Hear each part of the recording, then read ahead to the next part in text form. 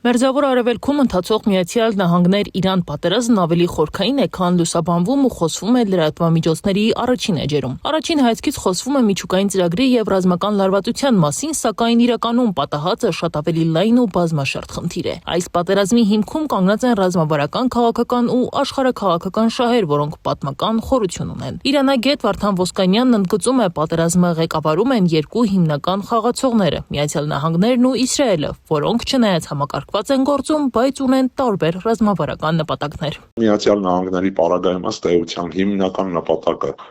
Իրանում վարչակարգի փոփոխություններ եւ ասեմ այսպես խամաճիկ վարչակարգի նշանակումը կամ մեկ այլ սցենար այնպիսին ինչպիսին Վենեսուելայում տեղի ունեցավ, ապա Իսրայելի նպատակը չեմ կարծում, թե միայն իշխանափոխությունն է Իրանի ներսում։ Ոսկանյանի խոսքով իսրայելական կողմը ձգտում է Իրանը մատնել ներքին անկայունության, հնարավորության դեպքում ստեղծել այնպիսի իրավիճակ, երբ այս երկիրը կտրոհվի եւ ի վերջո կդադարի որևէ առումով աշխարհաքաղաքական մրցակից կամ հակառակորդ լինել։ Հետևաբար կողմերի վերջնական նպատակները բավականին տարբեր են։ Միացյալ Նահանգներում կան նպատակների որոշակի շփոթ, եւ դա գալիս է, ինչպես ասում են, հողի վրա եղած իրավիճակից, որովհետև եթե սկզբնապես հայտարարվում էր 3 կամ 4 հիմնական նպատակ, դա այն է, որ Իրանում պետք է տեղի ունենա իշխանափոխություն, Իրանը չպետք է ունենա միջուկային ծրագիր, Իրանը պետք է նկատելիորեն կրճատի կամ ամբողջապես վերացնի իր հրթիռային ծրագիրը եւ Իրանը պետք է դադարի աջակցել տարածաշրջանի իրանամետ ուժերին, ապա հիմա թվում է, թե հիմնական խնդիր է դարձել Միացյալ Նահանգների համար Հորմուզի նեղուցի բացումը, այսինքն իրանցիները փոխել են ըստ էության պատերազմի ընթացքը եւ հարձակողական պաշտպանությամբ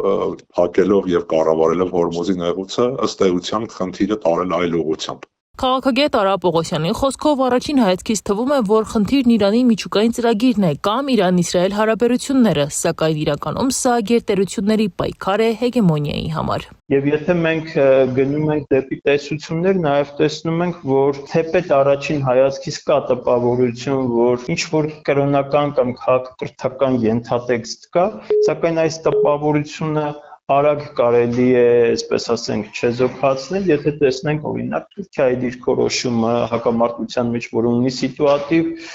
շահեր Իրանի հետ, օրինակ այլ արաբական երկրների կամ խմբավորումների շահեր։ Պողոսյանը բացատրում է, որ մեծ ուժերը Միացյալ Նահանգներն ու Իսրայելը այստեղ իրենց դիրքերը կարգավորելու համար են, նրանց գործիքներն ու ռազմավարությունը տարբեր են, բայց նպատակն ընդհանուր է՝ վերահսկել ուժային բալանսը Մերձավոր Արևելքում։ Այստեղ Չինաստան, Միացյալ Նահանգներ, ապագա հակամարտությունն է, ես կարծում եմ առանցքը, որին Միացյալ Նահանգները բավական այսպես ակտիվորեն պատրաստվում է։ Իսկ այդ հակամարտությունը այս պահին մենք տեսնում ենք տնտեսական տարբեր գործիքների միջոցով, սանկցիոն քաղաքականության միջոցով Միացյալ Նահանգների դաշնակիցների վերաձևման միջոցով, ուժային բալանսի փոփոխման կամ փոփոխման նպատակի միջոցով, ինչը խոսում է ոչ թե զուտ քաղաքակրթական խնդիրների կամ կրոնական խնդիրների մասին, այլ խոսում է մեծ հեգեմոնների միջև հնարավոր առճակատման մասին։ Փորձագետները նկատում են, որ պատերազմը տեղափոխվել է Հորմուզի նեղուցը վերահսկելու եւ տնտեսական գործիքներ ու պատժամիջոցներ գործածելու ուղղությամբ։ Իրանը օգտագործում է շիա համայնքների ազդեցությունը մերձավոր արևելյան դիրքերը ամրապնդելու համար, իսկ Իսրայելը եւ Միացյալ Նահանգները փորձում են փոխել ուժային հավասարակշռությունը, ապագայում սեփական շահերին առավել հարիր վիճակ ստեղծելու համար։ Այդուամենայնիվ փորձագետները համոզված են, որ Միացյալ Նահանգների եւ Իսրայելի միավորվելն Իրանին ծնկի բերելու համար դժվար է եւ ռազմավարական նպատակներին հասնելը ներկա փուլում գրեթե անհնար է։